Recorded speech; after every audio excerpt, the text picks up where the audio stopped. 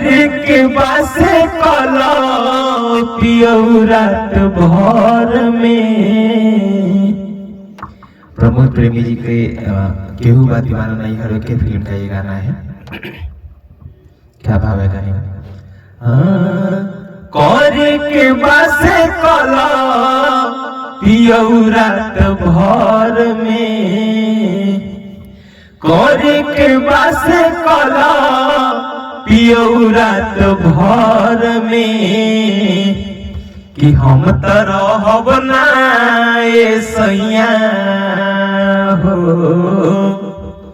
कि हम त रहब ना ए सैया, केहू बा दीवाना नैहर में। ए राजा हो रोवता दीवाना नैहर में, केकरा से बताई अपन दिलवा के हाल हो, विधानाई रचले दाता कैसन भगवान हो।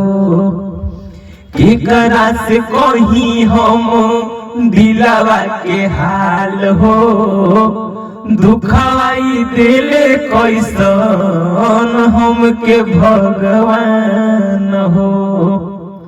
आज भर खातिर बानी कैलो रात भर में, आज भर खातिर बानी कल रात भर में, कि हम त रहब ना ए सैया हो, कि हम त रहब ना ए सैया, केहू बा दीवाना नैहर में।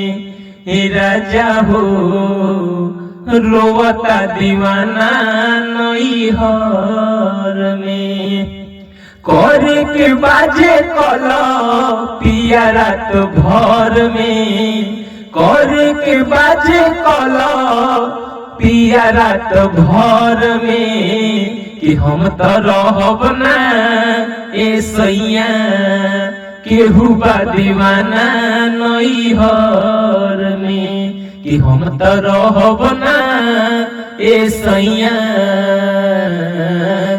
रोवता दीवाना नैहर में। गाना पसंद आया हो तो एक लाइक कर दीजिएगा।